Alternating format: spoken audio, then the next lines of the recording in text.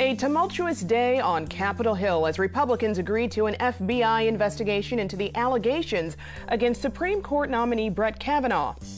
They're calling it an outbreak, albeit a small one. Still, San Diego state officials are advising all undergrads to get vaccinated. And San Diego's biggest free music festival is here. We've got the highlights coming up. KPBS Evening Edition starts right now.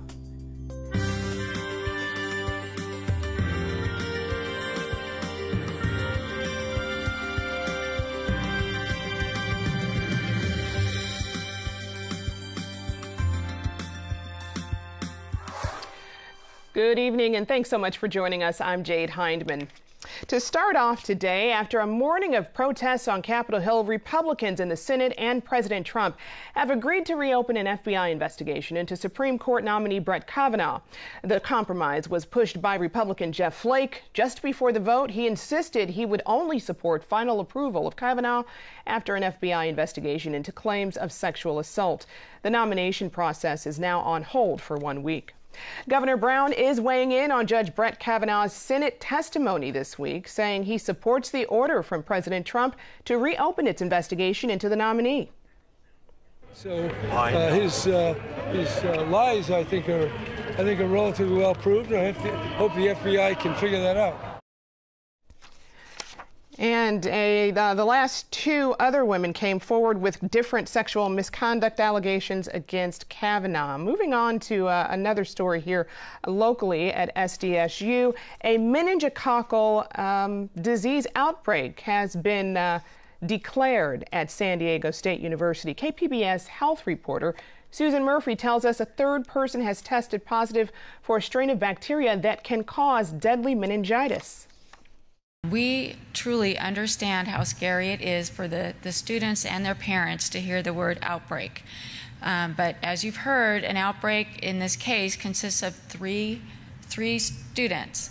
A few weeks after a female SDSU student was confirmed to have meningococcal disease, prompting long lines for antibiotics, a male student is now being hospitalized for the same strain of the potentially deadly bacterial infection. And we've had now 3 cases over 3.5 months of the same type of meningitis, which is type B. Dr. Seon Theololopovin says none of the infected students are believed to have been in contact with one another. He says approximately 10% of the general population carries the bacteria in their nasal passages. We know that there must be enough of a carriage rate, we call it, that it's around and this environment in San Diego State currently. So that's why we want people to be protected. Health officials are recommending that all SDSU undergraduate students under the age of 24 get vaccinated for type B meningococcal disease. A mass vaccination event is being planned for next week on campus. Students are advised to seek immediate medical attention if they experience symptoms, including fever, intense headache, a stiff neck, and a rash. Susan Murphy, KPBS News. And moving on now, for some veterans, the transition from active duty to civilian life has been a tough adjustment. In fact, the most recent data from the Department of Veterans Affairs shows younger vets especially are committing suicide at an increasing rate. As KPBS's Steve Walsh reports, one VA program is taking a new approach to suicide prevention. Power off. Correct. Okay. And so is it back on yet, or are you keeping that off? It's off for now. We're continuing to monitor the situation. Safety is top priority. And for us to be able to turn power back on, we've got to make sure and determine that those are safe to do so. So we have crews on the ground. All right, we're having some technical difficulties. We'll get back to that story in a bit. Moving on now, California air officials have a stern message for automakers. Abide by our clean air rules or don't sell cars here. At a meeting today in Sacramento, the Air Resources Board ruled that automakers must sell cars that meet California vehicle emission standards, even if federal standards are more lenient. This comes as the Trump administration considers weakening vehicle emission standards set by the Obama administration. Well, California is clearly going to stick with our stronger standards. So the auto companies who don't want to have 2 standards need to convince their friends in the Trump administration to also stick with the current standards. And also today, the Air Resources Board discussed plans to have all buses in California be zero-emission vehicles by the year 2040. They say the upfront cost of these new vehicles will be expensive, but federal and state incentive programs will help reduce those costs. East County Congressman Duncan Hunter is attacking his Democratic challenger in a new campaign ad that his critics are calling fear-mongering and Islamophobic. As KPBS reporter Matt Hoffman reviewed the ad, and he's got this fact check. The 30-second ad paid for by Duncan D. Hunter for Congress makes a number of claims. He's used 3 different names to hide his family's ties to terrorism. His grandfather masterminded the Munich Olympic massacre. Amar Campenajar's campaign says it's true he has changed his name, but a spokesman says it's not to hide the action of the Democrat's grandfather. Campenajar doesn't deny his grandfather was involved in an attack that killed Israeli athletes, but his grandfather also died 16 years before Campenajar was born, and the candidate has condemned the attack. The ad also features a clip from a story on One America News. He is being supported by CARE and the Muslim Brotherhood. The Council on American Islamic Relations says it does not endorse candidates. A political action committee called CARE-CA has put out a voter guide choosing Campenajar over Hunter, but CARE says they don't coordinate with the PAC. The Hunter campaign offered KPBS no evidence his opponent is supported by the radical Islamic Muslim Brotherhood following multiple attempts to contact them. Campenajar is also a Christian, not a Muslim. This is a well-orchestrated plan. That's Joseph John, co-founder of Combat Veterans for Congress, a group who they say work in part to, quote, rein in the out-of-control spending by irresponsible members of Congress. The group supports Congressman Hunter, who, along with his wife Margaret, have been charged with illegally spending over $250,000 in campaign funds. Hunter has publicly denied the allegations. Amar Campenajar, a risk we can't ignore. In response to this video, Amar Campenajar said, in part, I served the White House and the administration, meaning I was given a security clearance by the Secret Service and a thorough background check. Hunter knows I'm not responsible for my family's actions. I'm Duncan Hunter, and I approve this message. Matt Hoffman, KPBS News. And the race to replace Republican Darrell Issa in the 49th Congressional District is one of a handful of races in California that Democrats hope to win in their bid to gain control of the House. The district covers San Diego's north coastal communities from La Jolla to Camp Pendleton and includes parts of Orange County. In our series of interviews with candidates running for office, I spoke with Republican Diane Harkey, who is running against Democrat Mike Levin for the seat. Thank you so much for joining us today. Thanks for having me. All right, I'm going to start off. I have to know, why are you running for Congress? Well, I'm running for Congress kind of to replace the dysfunction in Washington, D.C. I've worked in the legislature. I've also worked on the State Board of Equalization in very, very minority positions because I'm a Republican in a very, very Democrat state. I've been able to make things work and to get things done. I think we need that.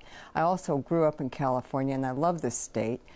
It gave me my opportunity between the community college system and the UC, where I graduated as an adult, worked my way through school. It was just a marvelous experience that I don't think I would have had anywhere else. So I want to be sure that those opportunities are preserved for those that come after us and that those that are around now trying to do the same thing. What are some of the key issues that you want to focus on if elected?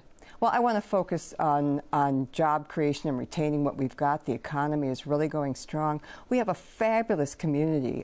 This 49th district is really a little hotbed of industry and R&D between biotech, biocom, the life science industry, the military does a lot of R&D, so military contracting, NIH funding, really important to this district. And I think it's so marvelous the new products they're coming up with that they can actually sell out in the market or sell to a major firm and work with the hospitals. They're doing all sorts of research with newborns, and for diseases that were formerly just treatable, they can now find cures. And where do you stand on health care? Oh, health care is a huge issue. So I want to be sure that we get it right. And I don't think either party right now has it right. I am not for a single payer. I'm not for Medicare for all. Medicare is underfunded. And I don't see sticking more people under Medicare. That's a promise that we've made to seniors. And people wait for Medicare because it's a good program.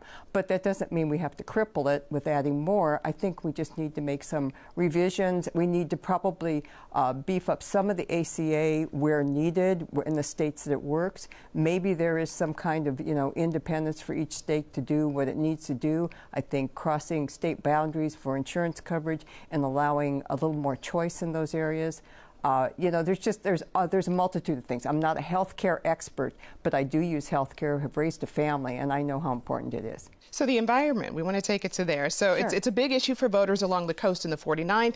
In a San Diego Union Tribune interview, you were asked whether you believe climate change is caused by humans. And your answer was a bit unclear. So do you think it's caused by humans? Where do you stand on that? Yes or no? Well, there's humans. There's also natural disasters, volcanoes, other things that can ruin your whole day. So I think that there is probably scientific evidence. I can't say for sure. I'm not a scientist. That climate change is real, it's occurring, and I'm sure it is. But my point is always that I want to be sure that what we're doing is not so draconian that people can't stay here, live, work, and play in the state that I love. And when we're putting such draconian regulations on California and trying to implement them across the nation, when countries like China and India are spewing out much more than we ever could hope to, I really think that we need to kind of reassess and figure out a cost benefit of it. And also, we've done marvelous things. In my lifetime, I've seen wonderful things happen with climate, not with climate, but with environmental movement. And so I think there's still room, we have a lot of room to grow, but I think we need to be sure people can afford it and can live here, because if they can't feed themselves, if they can't pay for their electricity bills, if they can't have service that they need to live here, they'll either leave or they'll be in poverty, and I don't want to see that. Another big issue in the area is the San Onofre nuclear waste plant. Any ideas on how we get that moved? Anything viable in your mind? Well, yes, and it's kind of ongoing. This is a process, It's not going to happen overnight. But what we do need to have is cooperation. We need to have cooperation so that when we need the votes off the congressional floor and need 60 votes out of the Senate, we get there. We need 219 votes in Congress to get anything to the Senate, and then we need 60 votes out of the Senate. So if California is constantly playing resist, and we don't even have our whole delegation on board to get rid of it, we're lacking in cooperation, I think, between the parties, and that's where I think I can help. We can work together to get this done. We need to move San Onofre to the top of the list because it is a decommissioned plant. There are other decommissioned plants. This one happens to be where it is on the coast. I think we could make a case if we could get all 53 of our congresspeople and our 2 senators on board to do some heavy lifting to try to negotiate something across the country. You've accepted money from the National Rifle Association, but would you support any kind of gun regulation on a federal level? I'm a true believer in the 10th Amendment, which is states' rights. I really do believe that what works in Massachusetts for guns is not going to work in Montana. I think you have to have the states weigh in. I don't support anything on the national level at this point, and I don't own a gun. But I am a strong Second Amendment person, and I don't really want to give up a Second Amendment right. I think, people growing up today would not give away their car keys or their cell phone, but they give up their Second Amendment. And I think it just needs a little rethinking. There's a lot of things we can do to make for maximum safety in schools and other places. All right, Diane Harkey, thank you so much for joining us. Thank you, and I look forward to representing the 49th, and I will serve you with distinction. Thank you. Thank you. And for our interview with Harkey's opponent, Mike Levin, and more election coverage, go to kpbs.org/election. All right, we want to circle back to a story now. For some veterans, the transition from active duty to civilian life has been a tough adjustment. In fact, the most recent data from the Department of Veterans Affairs shows younger vets especially are committing suicide at an increasing rate. As KPBS Steve Walsh reports, one VA program is taking a new approach to suicide prevention. On average, 20 veterans a day commit suicide in the U.S. A VA report issued this week shows that overall the number dipped slightly in 2016. But younger veterans saw their suicide rate jump by 10% from 2015. What we believe with this unique group, 18 to 34-year-olds, is that they are possibly struggling with the transition from active duty to civilian life. For every 100,000 veterans age 18 to 34, 45 committed suicide in 2016. In 2015, it was just over 40 deaths per 100,000. In an era when fewer of them are leaving the service with combat experience, the VA is searching for the possible causes. The focus had been on lowering unemployment. We're wondering whether or not we've done enough to prepare for them to be socially ready. And we can always do more to make sure that they understand how to fit in communities when they leave the military and they're not working on military bases and stations where they might have to work a little bit harder to meet friends and to fit in. Veterans accounted for 14% of all suicides in the United States in 2016, though vets are only 8% of the population. The suicide rate also increased among female veterans. Firearms are overwhelmingly the method of choice among all veterans. Steve Walsh, KPBS News. Here locally, interest rates are rising, home sales are slowing, and Lyft wants to give you money. We talked about all of this with SDSU marketing professor Miro Kopic for this Friday Business Report. All right, Miro, thanks for joining us today. So the Federal Reserve announced another interest rate increase. What does that mean for consumers? Well, they announced a quarter-point rate increase, which is the rate they charge to banks. So banks are going to pass that along to us. And that, for households with a lot of variable rate debt, credit cards, adjustable rate mortgages, and home equity lines of credit, that means all your interest costs are going to go up. And what is that? And why is the Fed doing this? Because number one, they want to kind of protect the economic growth that's occurring. They want to minimize the growth of inflation. On the downside for us consumers, beyond paying that extra cost, is it kind of cuts into our buying power. But on the plus side, for those of you who've been getting 0.1% of interest in your savings account, that interest rate's going to go up. CD rates are going to go up. So at least from a savings perspective, it'll help offset all those additional costs. Okay, and so I understand that the housing, the price of a house has gone up here in San Diego, but not too many people are buying. Tell me about that. Is it because of this interest rate hike? Well, in part. The median home price has gone on to another level from last month, so it grew up about 0.5% to about $583,000. And one of the biggest reasons, and we talked about it last time, is in order to afford one of these homes, you have to have a salary of $130,000 because you have to put the down payment and be able to afford that monthly payment. The other factor that's a major issue here is with the raise in interest rates, the average rate to borrow a year ago was 3.9% for a 30-year mortgage. Now it's 4.7%. And what that means is that for the average home price, that's $115 extra increase in interest costs, and over the life of a loan, it's $42,000. So people, unless they're ready to buy, are really taking a second look and deciding whether they want to rent or look at other options. Lyft drivers, or at least Lyft, rather, the company, paying people to take public transportation. Tell me about that. Yeah, it's this program they call Ditch Your Car, and they tested it last month in Chicago with 100 consumers. They want to challenge consumers to ditch their car for a month and really look at public transportation and alternative modes of transportation. They're targeting urban areas, so San Diego is now being offered this opportunity, San Francisco, New York, and what it basically does is it gives you a consumer, and you could still sign up by Sunday, a $600 credit, 3 parts of that credit, $300 with Lyft, a couple $100 with the Metropolitan Transit System, and a membership to Zipcar and a $100 credit to Zipcar. So whether you use Lyft or Zipcar or the bus to get around San Diego, they want to see if you could do it and still have the kind of lifestyle that you like. And for most families, the car is the second biggest expense after the mortgage and the rent. So after you think about gas, the car payment, insurance, and maintenance, if you could change your behaviors and save a lot of money, could be an interesting opportunity. All right, Miro Kopic, thanks so much for joining us, marketing professor at SDSU and co-founder of Bottom Line Marketing. We really appreciate it. Thank you, Jade. Thank you.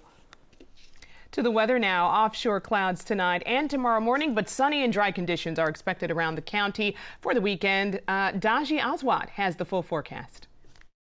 Good evening, San Diego. We're not looking at too much wet weather for the next several days here across San Diego, Los Angeles, even if you head into San Francisco. What we will notice is a bit of cloud cover tonight across the coastline for Oceanside, also here in San Diego. Cooling down to 71 in Borrego Springs and 55 in Mount Laguna.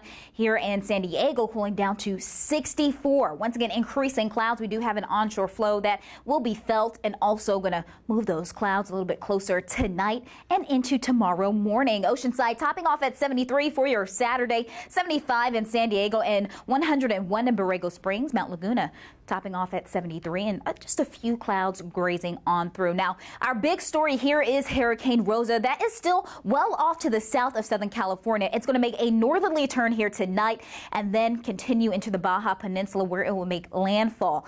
As we head into our track here, weakening as it gets into cooler water and bringing in moisture into the Baja Peninsula as well as in towards southern portions of Southern California and the Four Corners. But for the bulk of our weekend, we are going to remain dry. We do have an upper level trough there. That's going to interact with some of that moisture for your extended forecast and allow for the need for us to need the umbrella. Saturday afternoon and night into your Monday, you're going to notice rough surf due to Rosa, bringing in large swells. Recurrence going to be likely, so if you're headed to the beach, something to keep in mind, definitely stay safe.